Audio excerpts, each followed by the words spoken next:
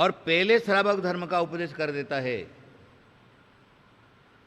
तो निग्रह स्थानम लिख दिया है। अमृतचंद्र स्वामी कहते हैं वो उपदेश करता, वो गुरु जो क्या है, वो प्रायश्चित का स्थान पर है। क्यों? सामने वाले की भावना मुनि दीक्षा लेने की है, और तुमने अगर उसको सस्ता माल दिखा दिया, श्रावक धर्म दिखा दिया, तो मुनि भावना से वह च्युत हो जाएगा और मुनि नहीं बन करके क्षुल्लक बन जाएगा, श्रावक बन जाएगा, सप्तप्रतिमाधारी बन जाएगा। क्योंकि मुनि धर्म कोई सामान्य बात नहीं है। कौन जीव खरीद सकता है उसको? कौन जीव धारण कर सकता है? जिसका संसार निकट आ गया है,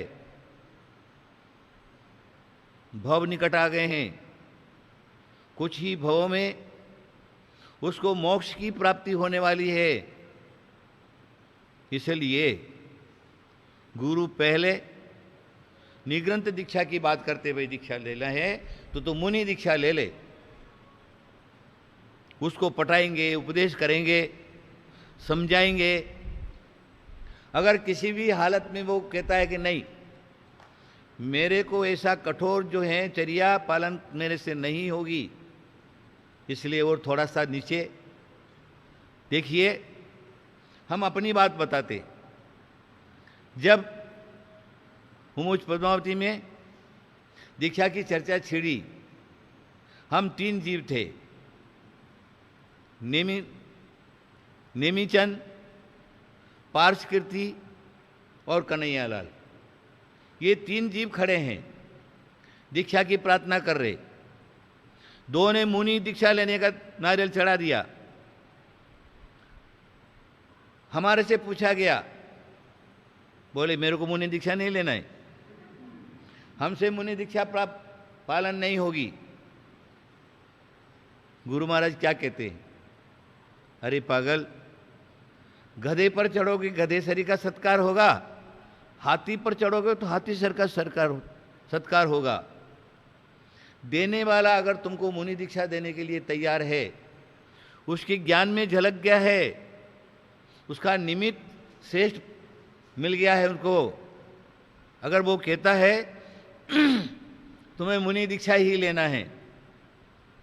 हमने सोचा, अरे जब गुरु कृपा दृष्टि कर रहे हैं, स्वयं गुरु के विचार हैं, स्वयं गुरु देने के लिए तैयार है, जो कुछ होगा सो देखा जाएगा। देखिए, कोई हमने पहले शिक्षा प्राप्त नहीं की, मात्र धर्म की शिक्षा को छोड़ करके कुछ भी नहीं। मैं समझता हूं जिस समय हमने दीक्षा लिया उस समय नमोकार मंत्र भी शुद्ध पढ़ते नहीं आता होगा, मेरा ख्याल है, जहां तक है वहां तक। लेकिन गुरु की कृपा दृष्टि हो गई, तैयार हो गए, कभी केसलोच नहीं किया। देखिए, दिगंबर साधु की चर्या बड़ी कठोर होती है, लोहे के चने हैं, सामान्य बात नहीं है। 2 चीज बड़ी कठिन है, भूखा रह लेगा, वो दूसरा एकासन वगैरह आदि आदि सारा का सारा कर लेगा, नंगा रहना और केसलोच करना, ये 2 चर्या जो है बड़ी कठिन चर्या है। देखिए, जब तीनों का केसलोच प्रारंभ हो गया तो साधु बनता है ना जो, उस समय आसपास के जो सहयोगी हैं, उस समय क्योंकि मुहूर्त थोड़ा सा रहता है, छोटा सा मुहूर्त रहता है, उस मुहूर्त में सारा कार्य करना है, होना है, तो वहां पर उस समय उसके ऊपर दया नहीं करता, दीक्षा लेने वाले के ऊपर झूम जाते, एक एक माथे पर 2-2 3-3 जने झूम जाते, और जिसके हाथ में जैसे बाल पड़े वैसे बाल उखाड़ करके उसको मुंडित केसम बना देते, केसलोच हो जाता है। विशेष बात है केसलोच हो गया, संस्कार हो गए, और उसके बाद गुरु कृपा से आज जो कुछ है सो आप लोगों के सामने है। देखिए, हमारे आचार्य यहां पर कहते हैं, उन्होंने कह दिया 22 परिचय का जहां पर विवरण है, वहां पर कह दिया अंतर विषय वासना बरते, बाहर लोक लाज भय भारी, याति परम दिगंबर मुद्रा धर नहीं सके दीन संसारी। क्या कह रहे हैं? अंतर विषय वासना बरते। अंतर जो क्या है, विषय वासना से सहित जीव रहता है, और बाहर लोक लाज भय भारी। छोटा सा बच्चा भी है, अगर उसको चड्डी उतारने के लिए बोलोगे नहीं उतारेगा वो, है ना? वो नंगा होने के लिए तैयार नहीं होगा। किसी कारण उसकी मम्मी ने उसकी चड्डी भी उतारते तो यूं करके और उस करेगा। बाहर लोकलाज भय भारी, बाहर की जो लोकलाज को जीतना है बड़ी कठिन बात है। तो जिसने लोकलाज को भी जीता है और अंतर की विषय वासना के पर काबू पाया है, कंट्रोल किया है, इंद्रिय विजयी होना कोई सामान्य बात नहीं है। जैनाचार्य जब भी अपने शिष्य के ऊपर दीक्षा के संस्कार करता है तो उसके अंदर 28 मूल गुणों की स्थापना करता है। 28 मूल गुण जो हैं उनकी स्थापना करता है। उसमें 5 इंद्रिय निरोध लिखाया है, बताया है। पांचों इंद्रियों के पर जो निरोध कर लेता है, 6 आवश्यकों का पालन करता है, 7 विशेष गुणों का पालन करता है और 5 महाव्रतों का पालन करता है। ये 28 मूल गुण ये क्या है? ये एक प्रकार के संस्कार है। हमारे जैनाचार्यों ने जहां पर भी संस्कारों की बात की है वहां पर जीव के लिए कहा है तो द्विजन्मा बन जा। द्विजन्मा, द्विज जो शब्द आता है ना शास्त्रों में, आदि पुराण आदि आदि के अंदर आता है द्विज। द्विज मतलब वर्तमान में जो ब्राह्मण लोग वगैरह अपने को कहते हैं हम द्विज हैं, हम द्विज हैं, लेकिन यहां पर वो द्विज की बात नहीं है। यहां पर जैनाचार्य कहते हैं एक मां के गर्भ से जन्मा और दूसरा गुरु संस्कारों से जन्मा, वही द्विज कहलाता है। और इस प्रकार का जो जीव है वही मोक्ष जाने का पात्र बनता है, योग्य बनता है। और जो क्या है, अपनी शक्ति के अनुसार गुरु के द्वारा किए हुए जो संस्कार हैं उन संस्कारों से, देखिए वर्तमान में कोई सामान्य बात नहीं रहती। जब गुरुजन दीक्षा देते हैं तो क्या करते? पहले उसकी पात्रता देखते। व्रत देंगे तो योग्यता इसके अंदर है कि नहीं है, ये पालन कर सकता है नहीं कर सकता है, अपने निमित्तों से उसकी योग्यता देखते। उसके बाद उसका शरीर निग्रंथ मुद्रा को धारण करने के लिए योग्य है या नहीं वो देखते। उसके बाद उसकी शक्ति देखते और उसके बाद जो क्या है उसके अंदर 28 मूल गुणों के संस्कार कर देते हैं। गुरु के हाथ से हुए जो संस्कार हैं, शुभ योग है, शुभ तिथि है, शुभ वार है, शुभ लग्न है। हम लोगों को जब दीक्षा दी गई तो रवि पुष्यामृत में दीक्षा दी।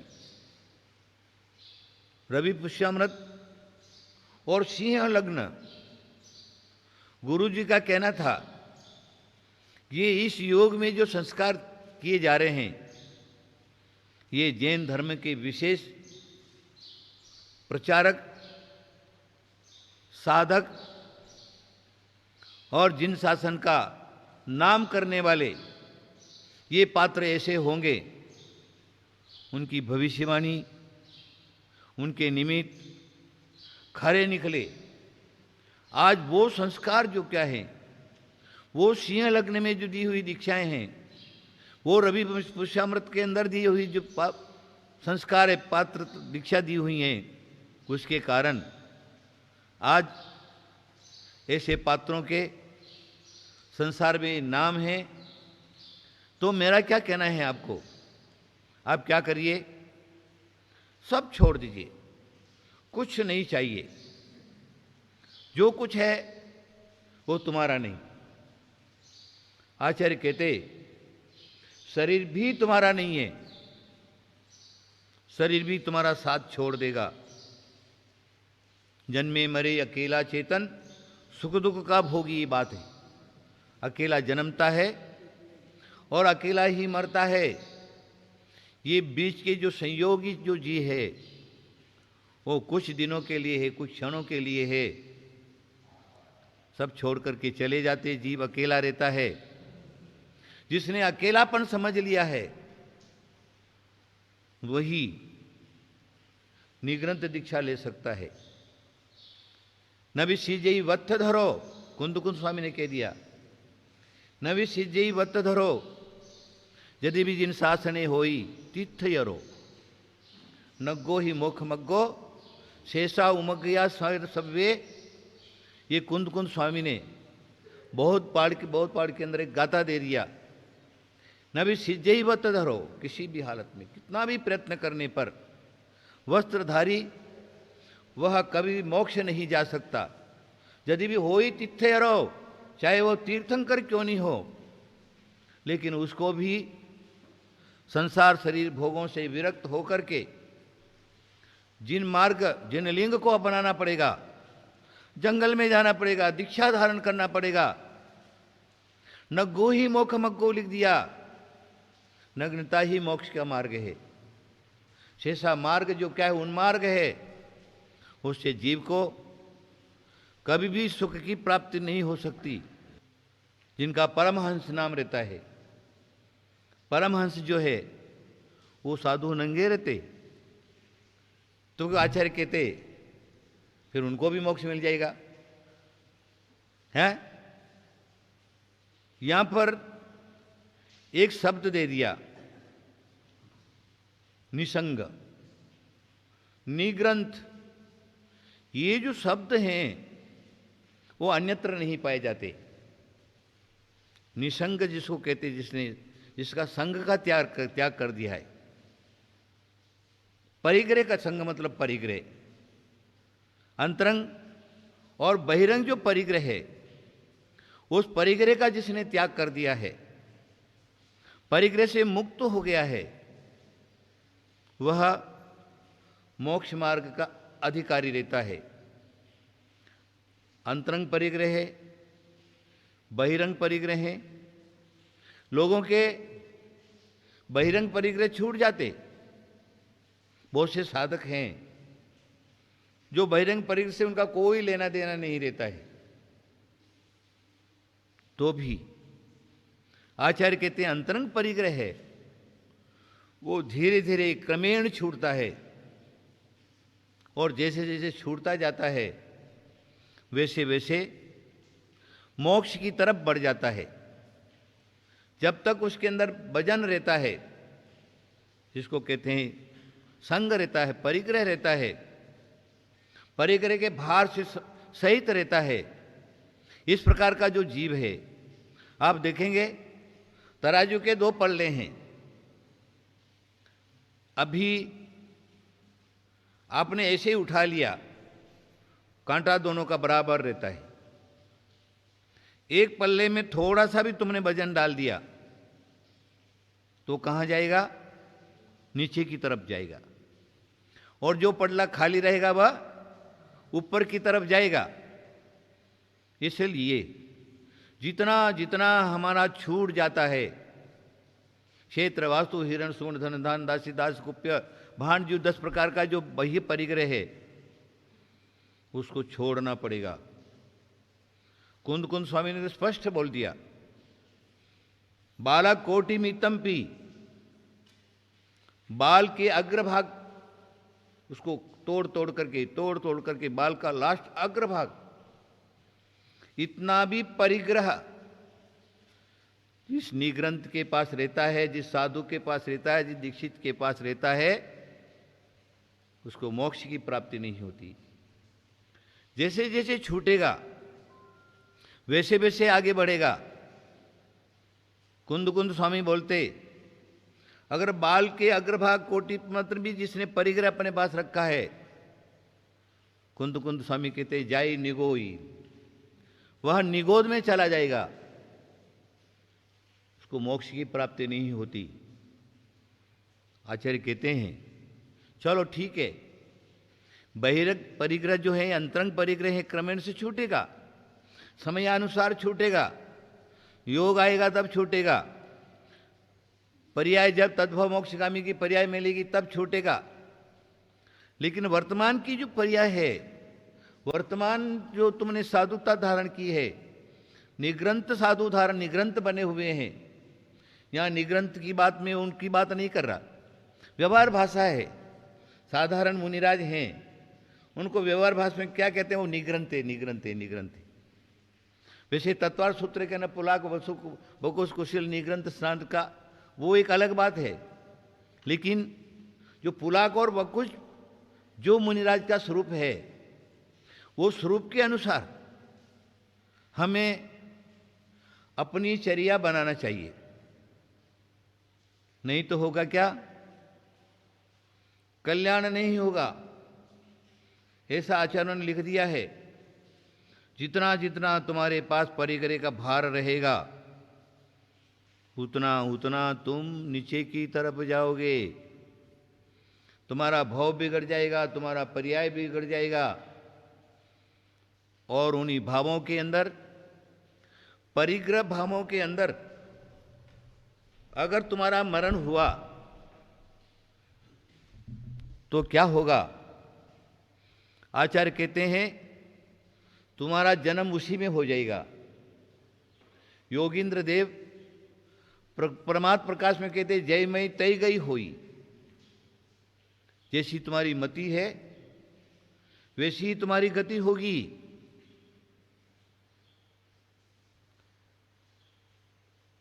मति हमको ठीक करना है।